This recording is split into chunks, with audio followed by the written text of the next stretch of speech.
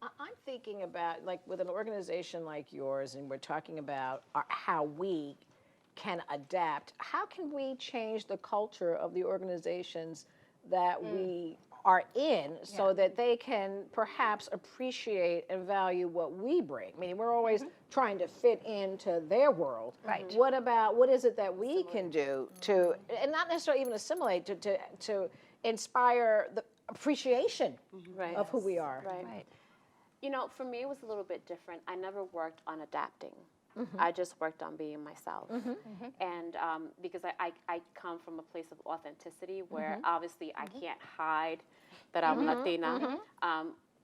I will say that sometimes when I wore my hair curly, I was treated differently than when I wore my hair straight. Interesting. Right. Right. So Right. that was I could see sometimes- that. Oh, Yes. Right. Yes. That was sometimes an assimilation where I knew that if today I had a big meeting, I was going to be treated differently because my hair was curly versus when it was straight. Right. For whatever reason, they seemed to think that I was smarter when my hair was straight. I wonder what that could be. Stereotypes. Stereotypes. Yeah, right. You know, and I remember one woman saying to me one time that, you know, when my hair was curly, it just looked unkept. And when, you know, it looked unkept, it looked unruly, which means that I didn't have it all together.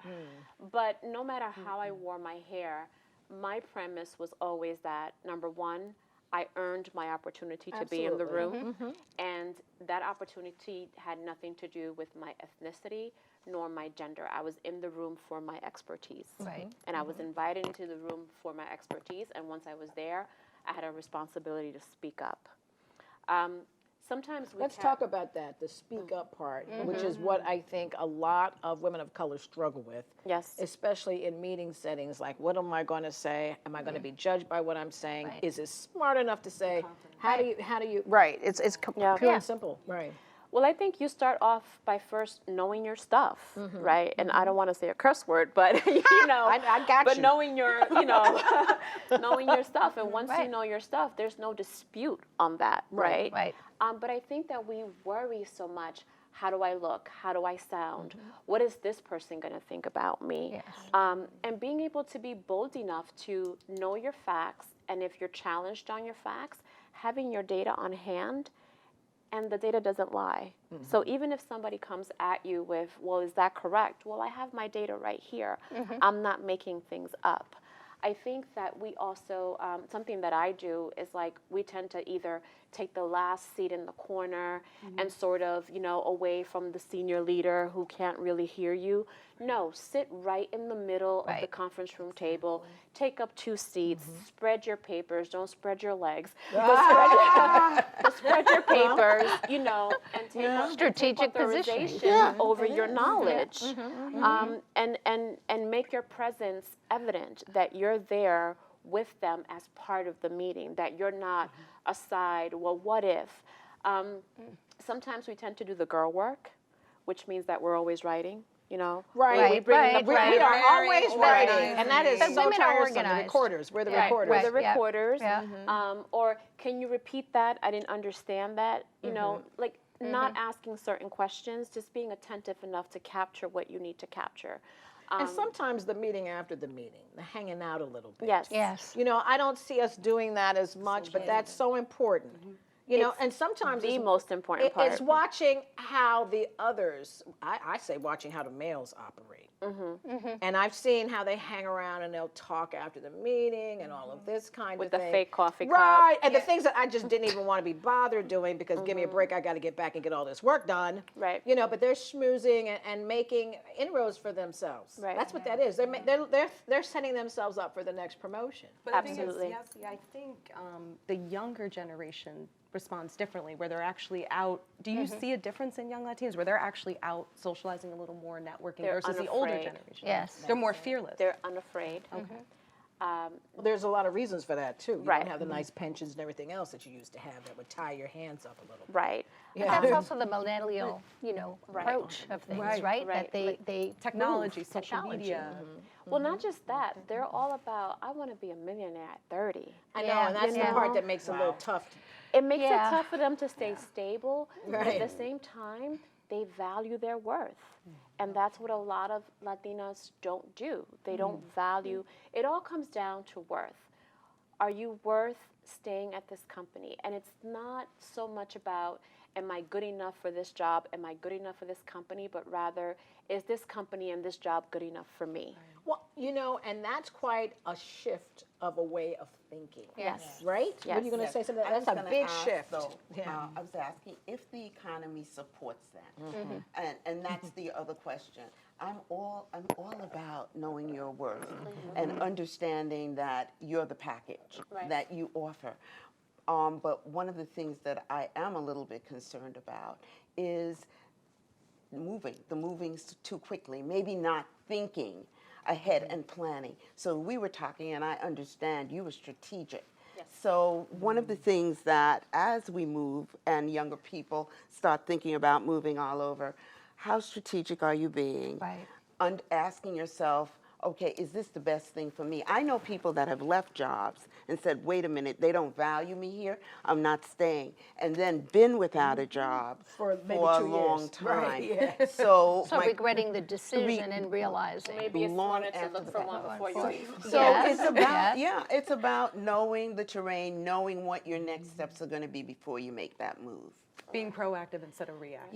Yeah. But I think with them, even if they're really quick to make a decision, they're also really quick to speak up. That's important. Right, and they do say, you don't value me, I need this, I need that. I currently have a friend has an upcoming opportunity, and it's in a whole different country.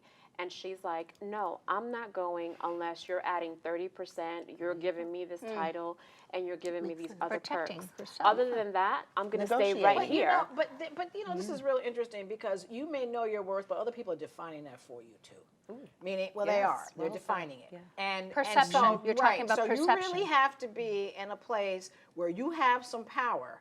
Right. Because at the end of the day, you may say, I'm worth whatever that number will be, and the market say, no, you're not. You don't have the experience.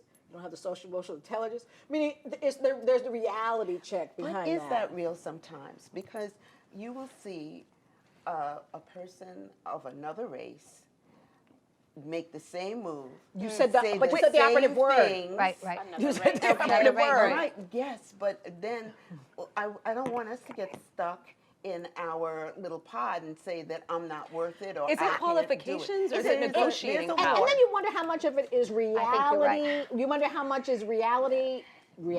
Yes. And then you wonder how much of it is a positive attitude. There's this balance that we have to walk. Our walk is different. But women It's and different. negotiating Right. power, that's the struggle that we have. Can Right. women negotiate their salary with confidence the same way a man can? Well, you know what? Women we of don't, color. We When you don't, feel we right. don't talk about what our salaries are. That's Exactly. that's a taboo It's taboo. subject. True. That's very Yes. true. Very, especially amongst women. They never discuss what they do or their titles. Or did you know that there are different levels of a certain Grades? position and grades? People don't even realize what that know. means. Right. You can have the So- same title in one company and be a totally different grade. And be making a $50,000 less salary than someone else, and your responsibilities may be greater. And that's why I think that shifts need to occur in corporate cultures where we're Right. valued. Okay, and I think fundamentally, who is setting up what the value is? You are. To a degree. To a degree. I would venture to say that in a lot of cases, my company sets that up. It's called salary levels, ranges, The who you bands, know, the the bands. bands, who Right. you know, how do you move that, how do you move yourself. So, because what can often happen is you may see yourself as But having that's a part of particular that value, strategic movement. and then you may decide, hey, I feel that I'm worth this, I got to get out of here because Yeah. they're not seeing it. Right. And then, Right. and you have to understand the risk that's involved in that. And I've personally Big gone, and I'll speak from a millennial perspective, where I've gone to my job and I said, look, I'm very happy here, but I'm well networked. I have 2 other job offers. I would like to move into a different role here and stay here. And I had it happen where they actually moved quicker. They were going to take their sweet time. As soon as I said I have other job offers, they're going to But lose isn't that value. But isn't that human nature to some extent? We are all responsible for our own careers. Absolutely. So Right. the Absolutely. old ways where you worked hard and you were there morning, noon, and night, and you assumed everybody noticed what you were doing. Those days are gone. Now it's I'm up not to even sure you. if they ever existed, or maybe they That existed condition. for some and not For for others. some, But I hear for what you're some. saying. Yeah. The idea was The hard I'm going to work. work hard and somebody's going to notice my hard work. Yes. No. That doesn't work. No. No. You have to have a network. You have to Right. have a strategy. You have to know. You have to be brave. Because I think there's a certain amount of courage that goes along with it. I agree. Oftentimes, a lot of women may come into these workforces where they may be the sole breadwinner. So they're not Yes. going to be as quick to say, oh, I'm valued at this, because they need that job. They can't. You know, I mean, all of there's there's so much that we're bringing. There's a lot of burden that we bring, and then again, we're not even making a dollar on a dollar. Some of Okay, us are making and 78, some of us making 69, some of us making 54. And the You see, Latinas yeah. making what, 54? That's why I said 54. least. Yeah. And probably a little bit less. I think a lot of it also ties into your personal agenda. So I talk a lot about, at the end of the year, we focus so much on this performance review, right? Yes. And these Oh, yes. and these goals these lofty goals that are Right. in line with the success of our manager, the success of our division, the overall goal of the organization, but we never do a personal performance review for ourselves. And if we did, the goals would be so unlofty because we're not meeting our value. Right. Right. So if we're not valuing ourselves, every position that I've had where I worked, I've gone in and I've said, this is where I've added value. This is what I got when I first got it. This is how it ended when I finished. This is what I deserve to be. And I tell them this is the number that I need. And oftentimes it may be a little bit lower than they expected me to have. Right. But I got it. but you know, I think you're speaking of something, because we're going to have to wrap. It has to do with you. You know, all of it, you're responsible for it. You know, Right. you're responsible for how you see yourself, how you think about yourself, and how positive you see yourself. Because with that positive attitude, you're going to be boosting your self-confidence. Well, You know? I'll end it with this.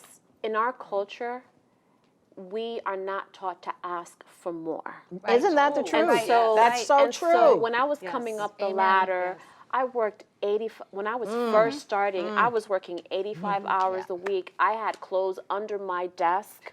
I'd use the gym to take a bath, take a nap off my desk, and come right back. And my aunt, who raised me with, all her heart and soul, was like, mija, which is what we use. Why are you working so hard? Mom, because I want to make VP. But why do you want to make VP? AVP is good enough. It's not good enough for me, Right. Or she would say, tú estás bien ahí, meaning you're okay right that there. level, right. In our culture, it's like you're dealt these cards, and that's it. Those are your cards. That's right. You don't change them. And you're saying, but we're going to have to wrap. So you're saying, change the cards. Throw them away and throw the cards away and create your whole new deck. Yeah, I like what you're saying, Yesi. Yes! We're with you. That's all the time we have for this episode of Brooklyn Thanks Savvy. for having Thank me. You are terrific. Thank you. And we'll see you next time on Brooklyn Savvy.